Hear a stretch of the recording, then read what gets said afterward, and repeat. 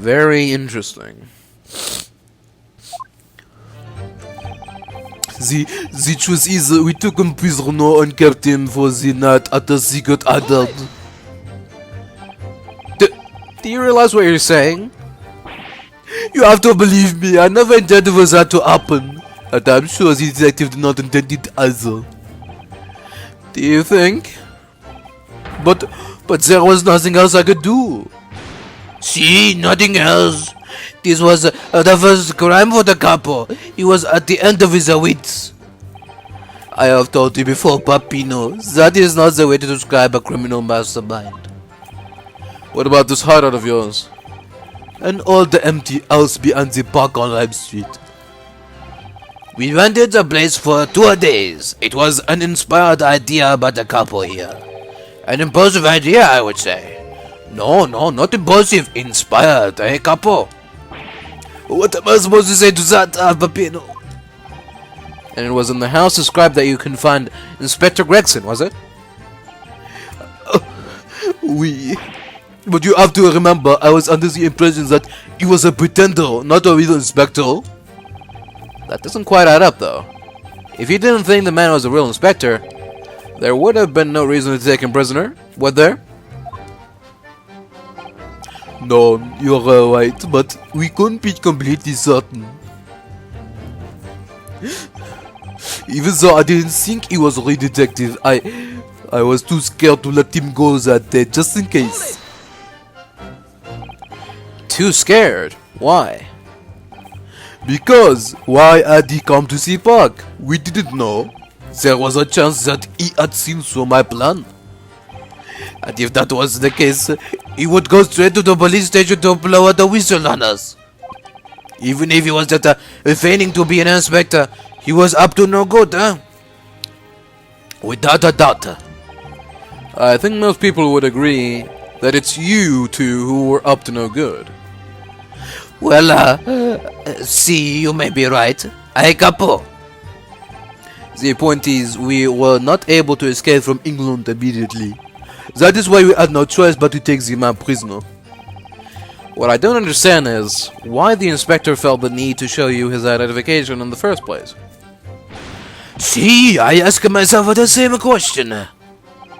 We already down the names and addresses of all the people who took 5 shillings from that day.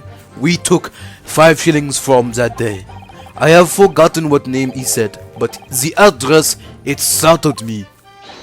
See, address Scotland Yard Homicide Division, he said. What? You probably didn't like your face, Papino. Anyway, I was not rude. I just politely asked him why he had said it. And that's when he started to say he was an inspector. Not long afterwards, he took out his identification. What was Inspector Gregson playing at? Tell the court what happened next. You took him back to your hideout, you say? See, we did that. We took the man's identification from him and shut him in the room next to ours. That being this identification book here, correct? See, that is the one. What made you believe that it was a forgery? I never seen a real one, of course. But he was so suspicious, this man. Allora, I was thinking, it must be false, capo? Oui, it is just as Papino has said. We were convinced it was not genuine. And so together, the hilarious brothers we took at the man captive. All we did was shove him inside the locked room. Then we made preparations to transport all of the money. In for a penny, in for a pound. There might have been a little tussle, but we did him no harm. The next morning we let him go. What do you mean by a little tussle exactly? Both. It was nothing, just a minor incident. The first inspector, he was a real piece of the work, capo? What happened? Oofa, it was a disaster. We gave him another room and what does he do, huh? In the middle of the night, he tries to escape through the ventilator. Can you blame him? We chased him, also, and we caught him again. Can you blame us? Wait, you didn't shoot the man in your haste, did you? Zult, who do you think we are? Of course not. I simply caught hold of him again and took him back to his room. Oh? Excuse me. Mr. De Rossi, is something wrong? Yeah, me? Something Mr. De Rosso just said seemed to make you, seemed to make you act even more strangely than usual. What was that all about? Cavolo, at times like that you don't want to have the capo after you, believe me. And I speak from a personal esperanza. Personal experience? That is enough, Papino. There's no need to say more. The truth is, the night before we put the red-headed legal plan into action, I was scared. It was not fair to the capo, but I tried to run away. It's a shame he didn't manage it. But the capo here, he came after me like a he came after me like a turbine, huh? And he dragged me back to the house, kicking and screaming. I still have the bruises to prove it, capo. Bruises, you say? You wanna see, You wanna see my fantastical bruises? That's enough now, Papino. No one wants to look at any part of you. What to do, I show you or I don't. I show you or I don't. You do, now! Allora, if everybody wants to see, then I do it. Echo, you see, he's still very visible, eh? That red ring around your neck? You got that when you were dragged back to the house? See, the capo sometimes is very rough. I said that's enough. Peppino's neck is nothing to do with what we are talking about here. You have my word. Yes. What is your opinion, Counsel? About this red ring around Mr. De Rossi's neck? I wonder, does it matter? Mr. De Rossi, I'm gonna have to ask you to amend your testimony with details about that mark on your neck. Aye, capo, you see? Everyone is interested in what I say, huh? Ooh. Very well. You will amend your testimony as requested, Mr. De Rossi. See, if you really want to know. He tried to escape, but the capo put the collar on him and dragged him back like what he did to me, see? The collar? Are you saying that red mark was caused by... See, a big collar made from the leather. A leather collar? Is this true, Mr. De Rosso? What? We had Saint Bernard at home when I was younger. It is a souvenir from that time, with a very strong chain. A strong chain? And you put that around your friend's neck? I'm sorry, I was so angry that he was leaving me alone. You did not have to tie the chain to the leg of the bed, though? Fuck me. You did not have to tie the chain to the leg of the bed, though? I would not have tried to run again. You didn't do that to Inspector Gregson as well, did you? Treat the people as equal, It's the capo's mottos, It's starting to sound a lot more like a prison all of a sudden. The capo is tough, but the capo is rough. I shouldn't have done it. So, the following morning when you released the inspector... He had the red ring around his neck, just like me. Papino, s'il vous plaît, leave now. Now you know, The capo here, you don't want to tangle with him, eh? But for the inspector, it's not so bad. It's better that night in a nice room. It was nothing like a prison, really. You took away the man's freedom. However comfortable you make it sound, you were still holding him prisoner. If you say that, then I say this. There's something that takes away our freedom too. The lack of money. So we are the prisoners as well, huh? All of us. Huh? No money, no freedom. This is the truth. It makes me mad and it makes me sad. What can we do? Well, if you feel so disenfranchised, take money to court. That, though it will cost you, of course. Oh, far, there you have it. You see, that is why we need a red-headed league, to fight for the justice. Perhaps he has a point. No, Mr. Naruhodo. All we did was give the man a comfortable place to sleep for the night. And you say it was a prison, huh? Perhaps he has a point again. No again, Mr. Naruhodo. You should have heard them snoring. Matai, if anyone was disturbed, it was us. Not much to go on, really. Their testimony does make me wonder, you know, about this pocket watch belonging to the inspector, I mean. Oh yeah, the one he treasured so much, apparently. If he was confined but not restrained, as the witnesses are implying, he would still have been able to want his watch.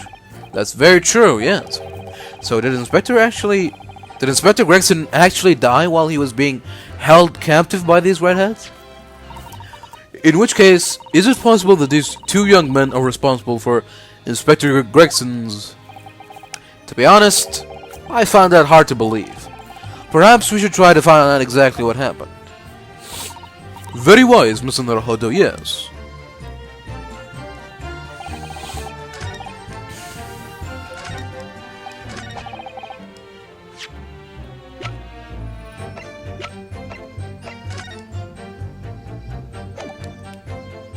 Objection!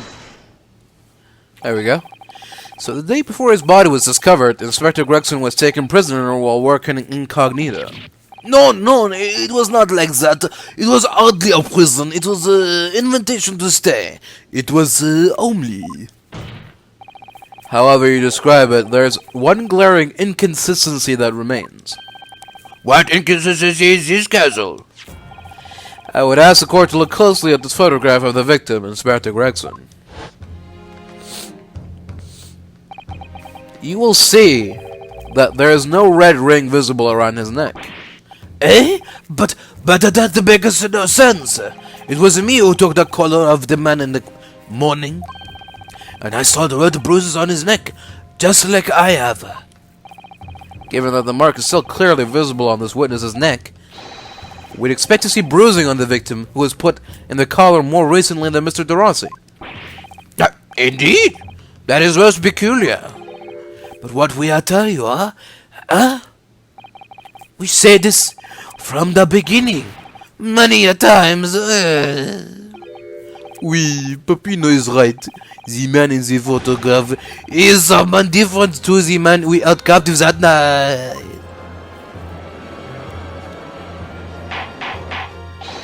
Order! Order! Order! It would appear then that on the day before the incident, the man who visited the park on Lime Street posing as an incognito inspector was not Inspector Gregson at all. If that's true, however, how do you explain the inspector's identification? But this is a genuine identification book issued by Scotland Yard. It's inconceivable that someone could have stolen such an important item from the inspector. The prosecution made that assertion itself. And we also know that the inspector had made a note about the Red-Headed League in his diary for that day, which surely means we can't divorce the two events completely. The inconsistency noted by the defense is most troubling. If it were the real Inspector Gregson whom these two red-headed gentlemen encountered, the fact that no bruising can be seen around his neck defies explanation. But equally, if they actually encountered an impostor, how did that person come to be in possession of the real inspector's identification? Does the defense have some plausible explanation, counsel? The whole thing defies explanation. It is for precisely these occasions that we keep meticulous notes in the court record, Mr. Naruhodo. Because those are the facts, and the facts cannot lie. No, the facts can't lie, even when they point to something so incredible it's almost unbelievable. Well, my lord, the true identity of the person who turned up in the park for the Red Headed League's enrollment is revealed by information in the court record, I believe. Good gracious! Very tantalizing, Mr. Naruhodo.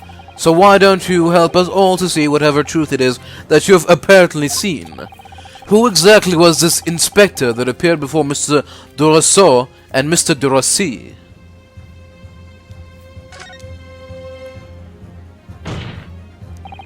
Though it seems incredible, I admit, the undeniable facts point to only one thing. Since no bruising can be seen on the victim's neck, the person who these two red-headed men took prisoner that day cannot have been Inspector Gregson.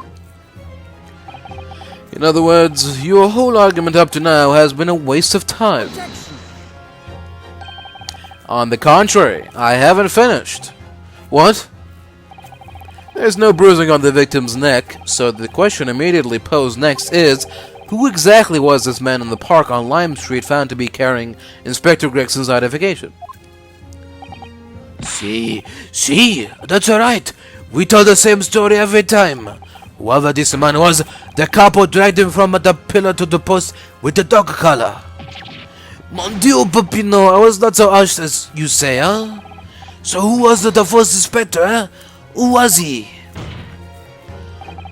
Clearly, the defense has an idea about that. About the true identity of the man who these two imprisoned that night.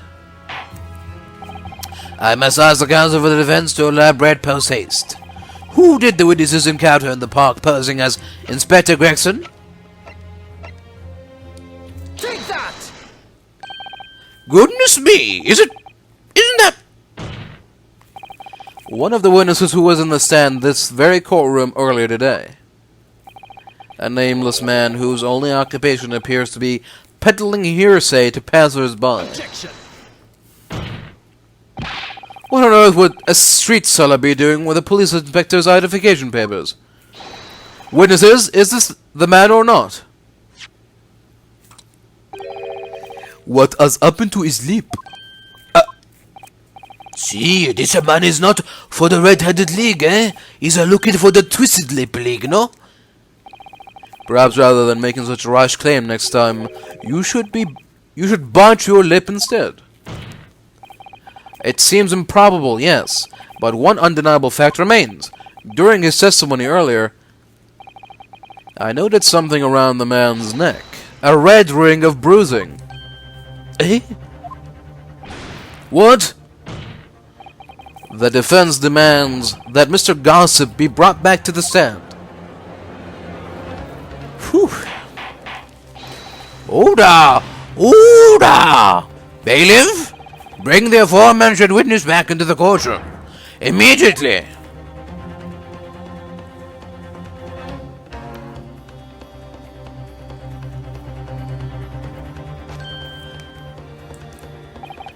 Well, I never. An undeniable ring of bruising indeed, and identical to that of the witness beside him.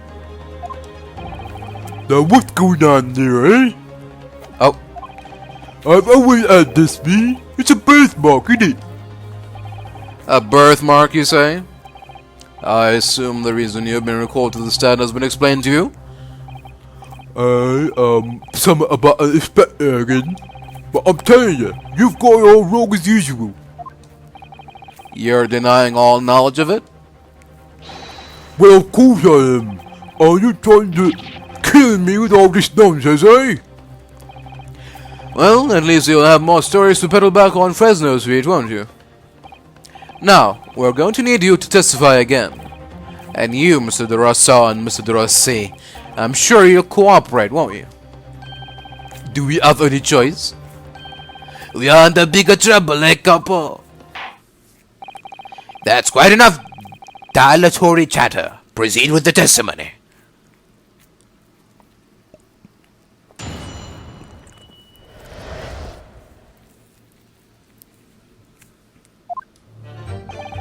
The man who claimed to be an inspector that day was definitely not this man.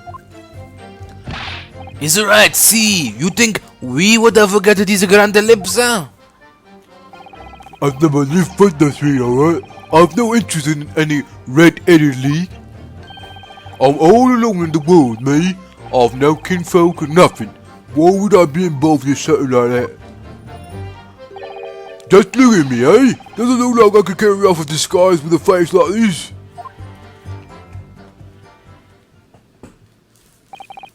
It would certainly appear that we have the wrong man. What have I been telling you, huh? There was no point for this pointless ceremony. Oh. That's right. I'm just a simple peddler, remember? Fresno Street is all I know. How would I have come by a police inspector's vacation book, eh? Well, yes, that's hard to explain, but... a brief cross-examination, I think. Counsel? Very brief. Oh, isn't there anyone in this courtroom who thinks I might be onto something? I stand steadfastly at your side as always, Mr. Naruhodo.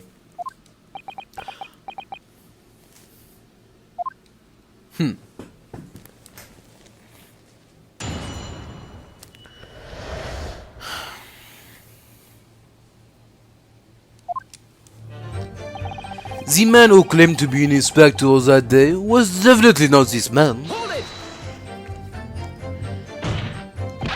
So you say, but how can you be quite so certain? There is no need to put your hands on the desk, monsieur. Surely the reason is obvious, no? Because I have never before seen lips like this.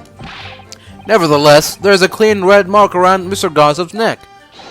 And it looks very much like that left behind on the neck of your colleague by your prized collar. Mon Dieu! With your words, it is like you try to rig my neck. It doesn't look very much like I have a neck, though, eh? No, this is a birthmark, lad. The biggest lips in London and a neck to die for. Ah, that brought the mold when they made me. For the first time in my life, I feel lucky to have been born with red hair. And I thought being Japanese made you stand out in London. So you maintain that you have never seen this man before? Oui, c'est ça. I swear to it by the flames of my hair. So fierce pride has outgrown the frustration with your hair now, has it? Is it right, see? You think we would ever get these grand lips, huh? Well, yes, I don't imagine I'll forget those lips in a hurry either. That is what I am saying. For some reason it makes me wanna eat, how did Fabian call it, an eclair. You know, I've never seen the hair as black as yours before either. Likewise, I'd never seen red hair like yours until I came to Britain. See, maybe it's a national trait, huh? Maybe all the people from this man's country have grand lips. No, lad, I was born right here on Fresno Street, and I've never left. Alpha, that isn't a problem, see. So he definitely didn't go to the park on Lime Street that day, Mr. Gossip. Now, how many times do you want me to say it, eh? I'll never leave Fresno Street, alright? I've no interest in any red-headed league. So, you'd heard of the Red-Headed League, had you? You don't get a name like Gossip for nothing, eh? It's my business to know what's going off in town.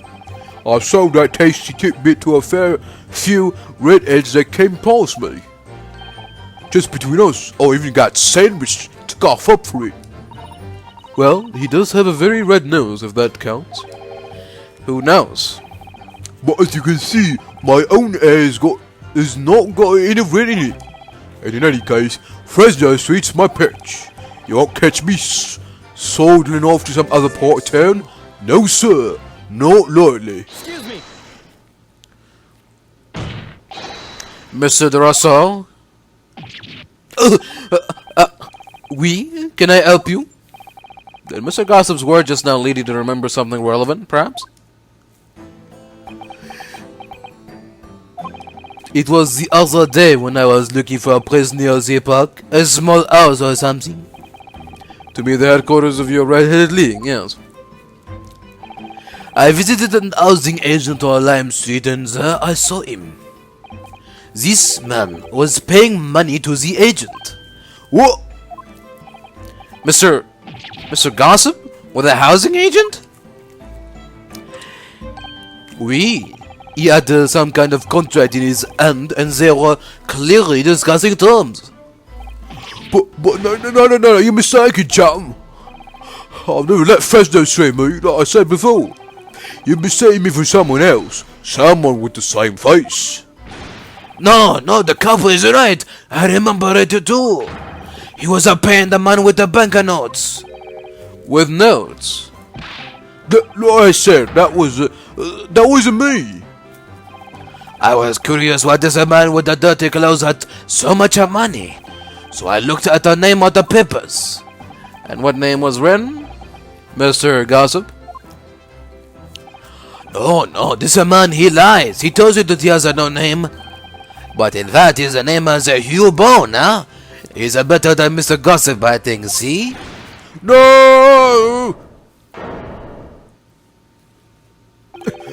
I'm a peddler tidbits of information, like I said, on Fresno Street. And that's that. I don't much like folk talking about my personal life.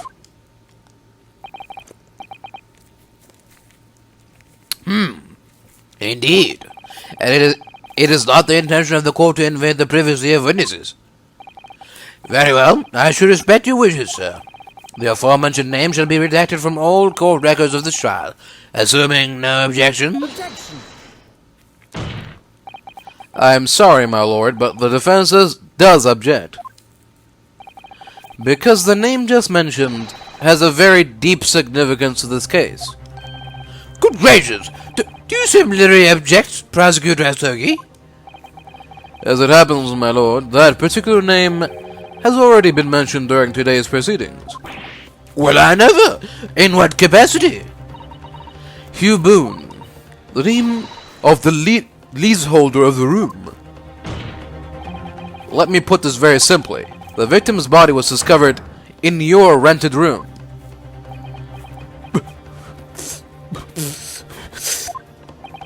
I suggest, sir, that you start talking.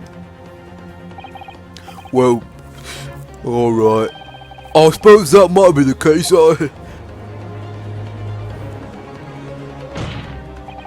So your real name is Hugh Boone? Well, just between us, I don't like to blow my own trumpet, but there's no foreign peddler of tidbits in town. So I happen to be able to afford to grab a little room in a 14 back street townhouse. You do?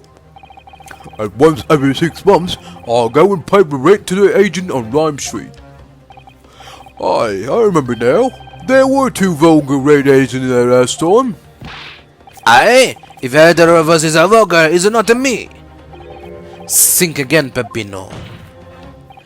Why didn't you bring this up before? It's what I told you already. I don't like talking about my personal life. I'm a tidbit peddler as far as everyone else is concerned. No fuss. You will update your testimony to include this most surprising revelation, Mr. Boone. If I must. So the leaseholder Scotland has been looking for since the body was discovered has been here under our noses all along. I rent the room where that fellow was found, it's true. For what difference it makes. So, you live in that room presumably, dear? No, I don't live there. What do you think? There's no bed, is there? Just a desk. Then, why would you want to rent it? Well, I don't think I should have to say, really. Then how about the notice board in there? which was covered from top to bottom in confidential documents only the police should have had access to. No, that boy's not mine. The inspector must have brought it along. It's only the other bits and bobs that belong to me. The desk and the chair and that. People don't generally carry enormous notice board. People don't generally carry enormous notice boards around with them. The real question is, why was Inspector Gregson killed there in your room? Well, obviously I'm not the faintest idea. I mean, it's causing me no end of bother, to be honest. It seems It seems to me that Mr. Boone, would rather as little is known about his room as possible for some reason. Yes, it does come across that way. And more importantly, knowing that the scene of the crime is actually his room completely changes things. In particular, there is one part of his testimony that's really bothering me now. But that's how I'm finally gonna do That's how I'm finally going to undo this man.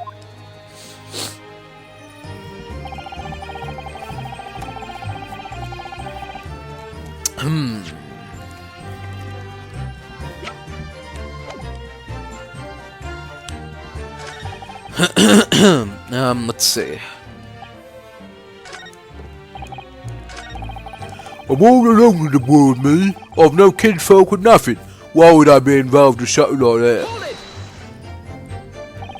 You mean you have no family? No, none at all. So I spent my days on Fresno Street peddling tidbits to passers-by. Hoping, just between us, this is, that eventually, someone else with lips like mine would come along. I don't think so. You might be right. Anyway, that mark on your neck is just too much of a coincidence for us to ignore. Well, what's the further to do then, eh? If you don't believe me, we're at an impasse. And there's nothing I can do but flip my lip. It looks like I'm not gonna get anywhere here unless I can produce some proof. You're basically saying I got dressed up and posed as some fancy inspector, aren't you? Well, it's beyond me how you think I could do that. Just look at me, eh? Doesn't look like I could carry off a disguise with a face like this. Maybe you could, say, with a mustache or a beard to cover up that lip? Perhaps. But if I was going to stick some fake facial hair on to cover up this fine specimen, I'd end up looking like his lordship over there, wouldn't I? Pardon? I assure you, my lips are entirely unremarkable, and I would ask you not to cast such scrutinizing looks in my direction, Counsel. Sorry, my lord. My imagination got the better of me there. Well, Inspector Gregson did wear a mustache, of course. You're right, he did. So, perhaps he was hiding something himself. You could barely have hidden a crumb in a mustache of that size. And anyway, the detective we spoke with had no facial hair at all. See, the cowboys are right. He was clean shaven. It certainly seems beyond the realms of possibility that this witness could have disguised himself as a victim. Aye, it does and it is. That's the extent of their testimony, is it? What's your feeling, Mr. Naruhodo? Well, what Mr. Boone says is undeniable. It would be all but impossible to hide those lips with any form of disguise. Perhaps, yes, but nevertheless, the mark around his neck is equally undeniable. And it's identical to the one that Mr. DeRosse suffered. Yes, that's true. But why does this whole disguise idea just keeps playing on my mind? Alright, let's see what we can do here.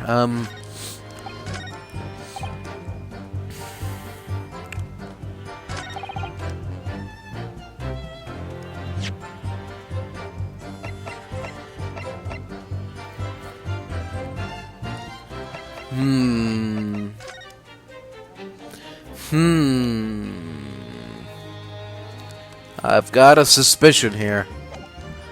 I've got a very sneaking suspicion here.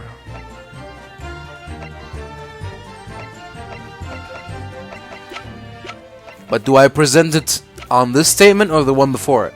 Objection!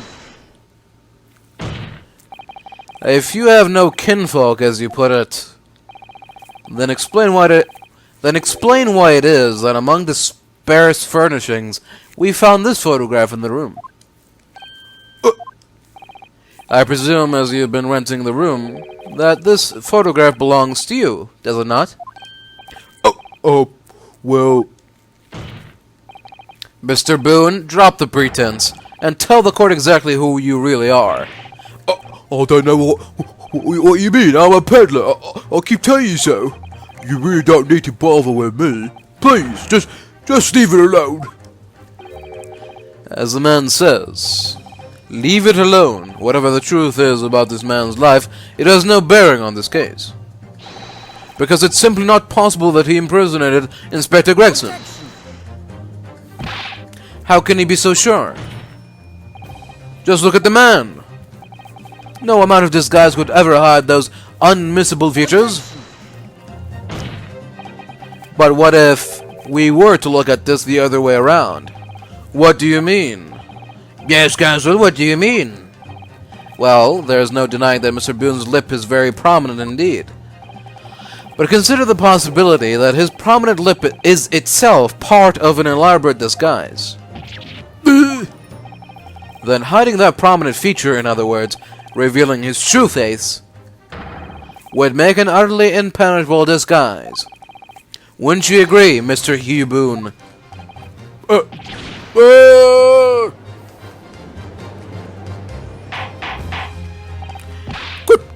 witness, are you still hiding the truth from this court?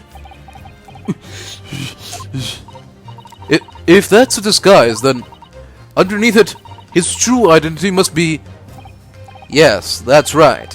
There's really only one person he could really be. My lord, the defense believes it can reveal Mr. Boone's true identity to the court. No. Please, no. Very well then, Counsel. What is the true identity of this peddler who goes simply by the name of Gossip on the street? Take that! Your real name is actually Mr. Vigil, isn't it? Mr. Daily Vigil. I don't recall that name, Counsel. Who is this Mr. Vigil? It's a name I encountered yesterday, my lord. It has to do with a certain client of Mr. Harlock Sholmes. A young gentlewoman came to the detective asking him to locate her missing husband. The woman in this photograph, in fact, this is Mrs. Vigil. What? From what I understand, you haven't returned home since the night before the inspector was found dead. But of course, on that night, you were being held captive by the two red-headed League gentlemen. And last night, you were put up by the prosecution service in preparation for testifying in this trial. Because we'd been led to believe that you, Miss Venus, and Mr. Sandwich, were all homeless. Being important witnesses in this case, we needed to know where we could find you, of course. And that explains why you've not only been unable to return home, but also unable to contact your wife, who has been beside herself with worry, waiting for you at the Vigil residence. No, you just hold on a minute. I don't have to... What I'm talking about... Really? Wait. No, just hold on a minute. I don't have the first idea What I'm talking about? Really? But... It's a simple enough matter to confirm my suspicions. All we have to do is pull off that disguise. No, please. Bailiff, bring soap, a sponge, and a wash bowl at once. Mr. Dressel and Mr. Dressy, you will restrain the witness. Oui, my lord. Si, my lord.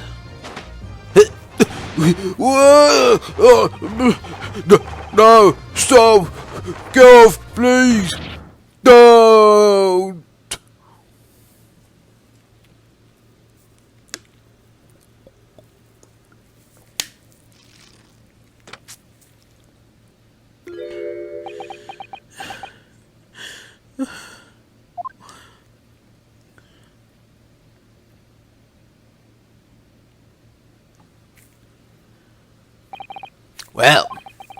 you are now seeing your true features, I presume.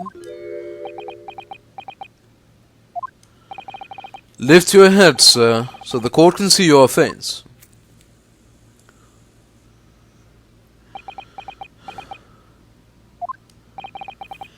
It would appear that the defense counsel's assertion was entirely correct. This has all been a very elaborate deception. So, witnesses, tell the court, have you seen this man before? I don't believe it, but... See, there is no question. This is the inspector we saw in the park. Extraordinary!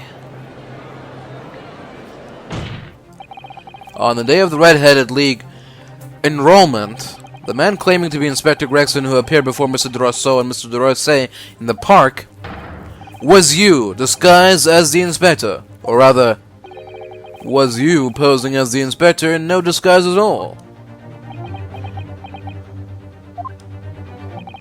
Mr. Vigil was formerly employed as the chief warder at Barclay Prison. The chief warder? Then your career had promise. Why, you would quite possibly have become the future governor of the prison.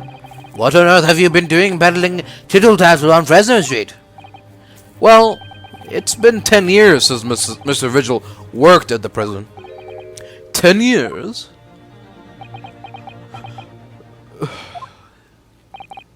I'm really dreadfully sorry about all of this. Yes, it's true. I am Daily Vigil. And you are the chief warder at Barclay Prison 10 years ago. So where did Mr. Hugh Boone come from? Boone is the other me. It's a name I invented. Well, evidently there's a great deal under the surface here. I'll explain everything.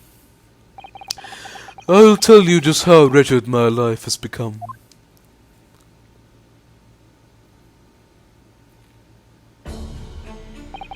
As you say, it was 10 years ago now that my employment at Barclay's chief warder came to an end. Having left the prison service, I searched for some new occupation by which to earn a wage. But times were hard in London, and I found no suitable engagements at all. In desperation one day, I turned my head at selling wares on Fresno Street. But your wife appears to know nothing of this. She still maintains that you are the chief warder at Barclay Prison. I was utterly determined that my wife should not know of my failings, which is why I've never told her. I opened an account at the bank under the name of Hugh Boone, and I rented the cheapest room I could find on Fresno Street. The scene of the very crime we're investigating. Yes, that's right. A place from which I could emerge every morning at 8 as a squalid peddler, and transform myself back every evening at 5 into a well-dressed man about town before returning home. That quickly became my daily routine. I was puzzled by the lack of furniture in the room. But that explains it. But why on earth didn't you just tell us this in the first place? I have a wife, sir, and 2 sons, and without wishing to sound so self-conceited, they regard me with some pride. I couldn't bring myself to disappoint them. So instead you decided to conceal your occupation from them? Yes. I made such a terrible mess of everything. Still, one thing doesn't add up. No matter how many tidbits of information you could sell to passing gentlemen, even at 6 pence apiece, you couldn't hope to match the salary you must have commanded as chief warder at the prison. Very true. To have kept your family in comfort despite 10 years of somewhat misbegotten employment. That was all thanks to Inspector Gregson. What? Inspector Gregson? What on earth? It was some years after I had entered Boone and begun my other life as a street seller. He, the inspector, that is, recognized me one day. Do you mean to say the victim was an acquaintance of yours? I knew him from my time working at the prison. When he saw what I had become, he was deeply troubled for me and my family. And from that day forward, he visited me on Fresno Street with increasing regularity. Then one day, he asked me if I would carry out a secret assignment for him. A secret? What was it? I was to impersonate the inspector. What? Impersonate him? We always met in that little room so the inspector could brief me. Visit O.C. Samara and take statement for the proprietors. It was always something along those lines. Surveillance work, interviewing people. On those occasions, he would lend me his identification so people would believe who I was. My instructions were to make an impression, to let people know that Inspector Gregson had been at work. And for those services, he compensated me financially. A Scotland Yard inspector willingly relinquishes his identification onto your care with intent to receive? That, as I'm sure I need not point out, is a very serious criminal offense. But why? What was the point of you impersonating him? I truthfully do not know. All I can say is that the inspector warned me on numerous occasions. Now remember, Vigil, I'll need you solemn word. You don't blab about this to anyone, alright? Ever. Even if I end up a croaker.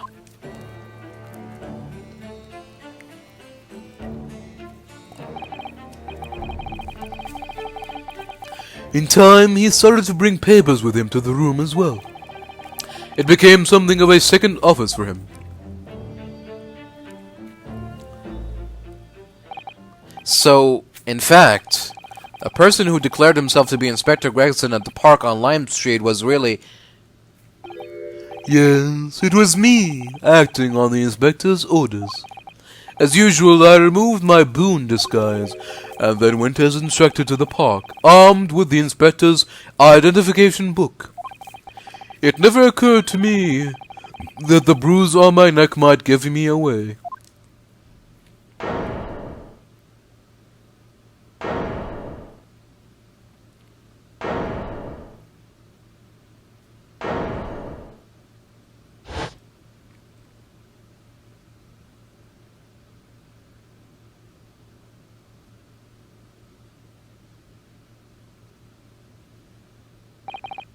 Well, it would seem this confession completely destroys the defense's case. Explain yourself, Prosecutor Asogi. My learned friend's assertion was as follows. The victim was killed at another location on the day before his corpse was discovered, at the hands of these two red-headed leaguemen when they imprisoned the inspector. But no, that can't be. After all, it wasn't the inspector who went to the park that day. It was me. Oh goodness. Finally, we have clarity. We had nothing to do with the murder of the inspector. And merci, Monsieur de la France, for proving it. What? Ah! Order! Order! Indeed, it would appear that we have reached a de facto conclusion of sorts. These witnesses had no involvement in the murder of the victim, as proven, somewhat ironically, by the defense. I hereby call an end to the cross-examination. Hold it!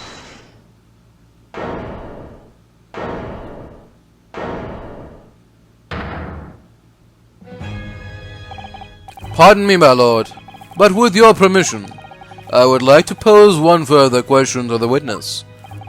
Kazuma. What question, counsel? It concerns the events of 10 years ago. I believe you would have been present at a very significant execution that was carried out at the time. 10 years ago? The execution of the professor, Genshin Asogi. I want to know exactly what your involvement was. Oh, answer me, man. One moment, counsel. Is this related to the current case? Naturally. It is the prosecution's belief that this case and the events of 10 years ago are inextricably linked. Does the defense concur, counsel? Kazuma, you're not yourself. You're not as calm and collected as usual. Poor Kazuma-sama. No wonder he's acting this way. Mr. Vigil's memories of what happened 10 years ago would tell the tale of Genshin Asogi's last moment. His own father. I know, I do understand that, but even so... Prosecutor Asogi... Do you genuinely believe that this question requires an answer in order to learn the truth behind Inspector Gregson's death? I need you to trust me. Please.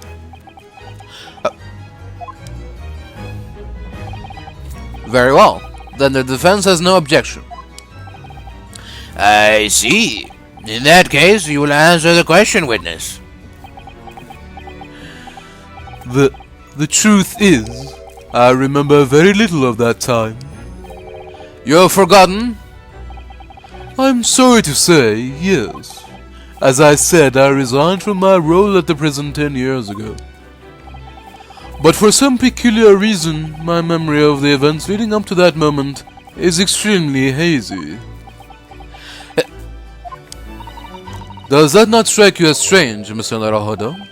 Sorry? Well, 10 years is a long time. But to have forgotten the reason why he left such an important job. Yes, you're right. And not only that, Mr. Vigil's claim contradicts what we already know. The human spirit is a fragile thing. It's broken all too easily. Which is why we have a tendency to wrap it up for protection. Sorry, the human spirit? I'm afraid I don't understand what you mean. When we experience pain and suffering that we feel unable to bear, we block it out, obliterate it from our memories, seal it away. But it never truly leaves us. If the seal is broken, the memories resurface. And when they do, that fragile spirit may finally be crushed. But I really don't... Kazuma-sama. But if it must be crushed, then so be it. Because the truth will not stay buried. It's coming out one way or another. Right. Now I understand. It's clear what his intentions are. He means to expose the truth at any cost. Perhaps if I pointed out the contradiction in what Mr. Vigil claimed earlier, it might cause some crucial memories to return to him. But should I? Should I present the evidence or not? Why not? I have no idea how this is gonna go. But this is a court of law, and I have a duty to pursue the truth. Mr. Vigil, I'd like you to look at this. Evidence that clearly contradicts your version of events. Take that! Just a few moments ago, you made the following statement. I resigned from my role at the prison 10 years ago. Well, yes. In other words, you claim to have left the post of chief warder of your own volition. Well, yes, of course. Why? Tell me, do you remember seeing this document before? No. No, I don't. This is a dismissal notice ordering the immediate termination of a prison staff member's employment. A dismissal notice? And the name on the notice is yours, Mr. Vigil. What? What? It's mine? So you didn't resign from the prison service at all. For some reason, you were dismissed as chief warder from Barclay. No, there's been some mistake. I'm sure. I'm sure I tendered my resignation. The dismissal notice, nonsense.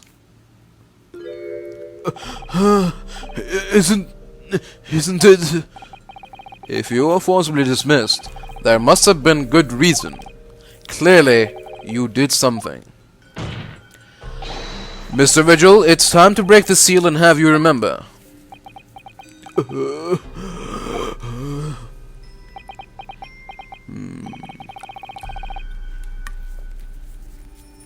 According to a few remaining records, the final execution that you supervised was on the 17th of June 10 years ago.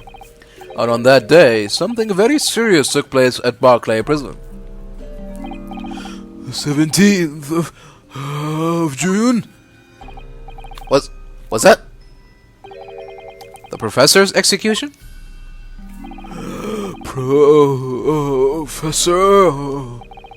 As you are the chief warder at the time, it stands to reason that you would have been present throughout the proceedings.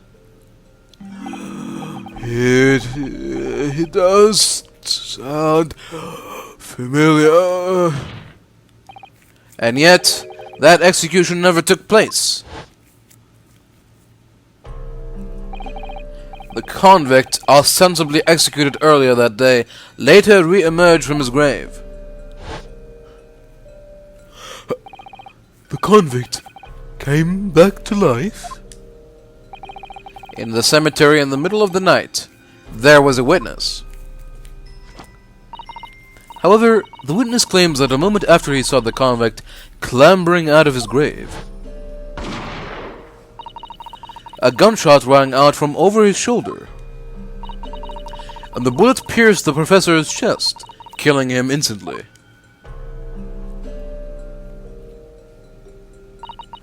Those may have been the professor's actual last moments.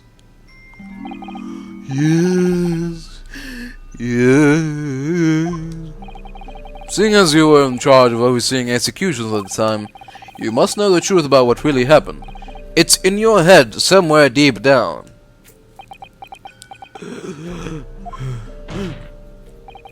Well, Chief Warder Daily Vigil, I know there are memories in your head that can explain what happened on the 17th of June 10 years ago. And now it's time for you to drag them up.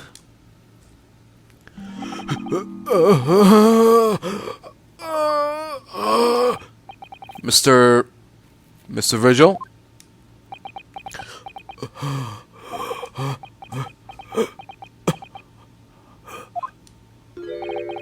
Yes, the whole prison, it was a complete chaos. The prisoner escaped. He was killed in the cemetery. The shocking news ripped through Barclay like a hurricane. What?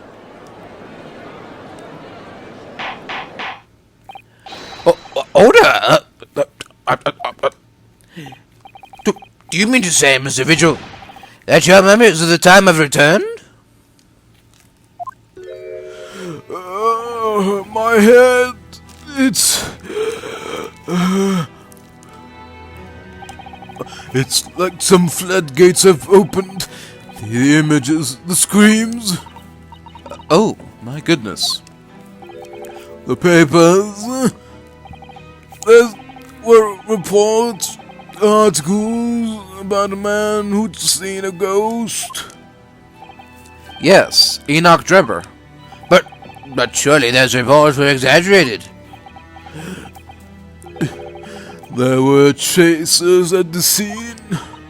Traces of what? In Lowgate Cemetery, at plot number 139. Blood. Lots of blood. That's where the man was buried, of course. Obviously something terrible had happened there. The depths of conspiracy and depravity from which this tale is emerging are quite staggering. I've reviewed the police records from that time extensively. A thorough investigation was conducted by Scotland Yard to ascertain how the convict managed to escape in the first place. And the conclusion reached by the investigating team was that a member of the prison staff must have been involved. Are you suggesting that a prison warder abetted the man's bid for freedom? Yes, and I was suspected of doing it, of using that mass murderer's execution as a way to help him escape. You did what? I remember now. The horror of it is all coming back to me. One evening, a few days after the execution, some detectives came to the prison. I was called to the governor's office at the top of the watchtower.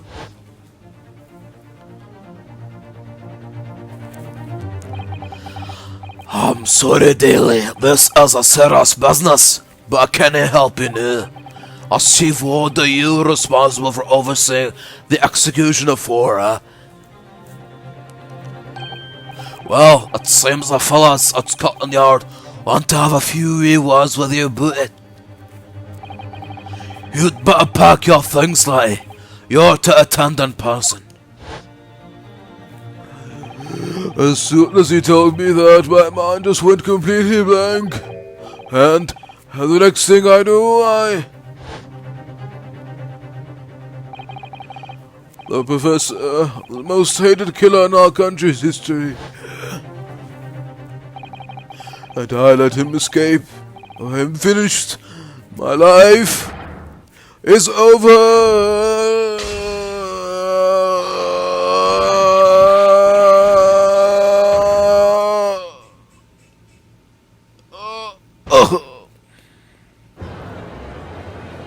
What?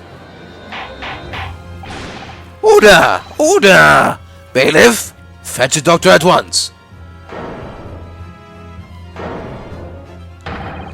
Court is adjourned for today with immediate effect.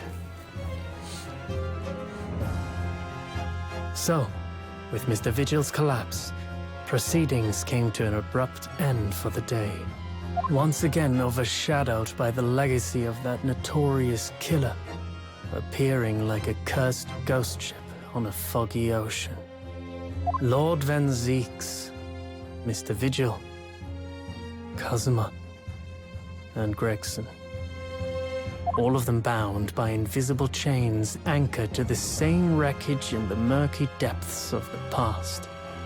But the miraculous light that had been trying to cut through the gloom and shine on those tragic events was playing on the edges of the truth at last.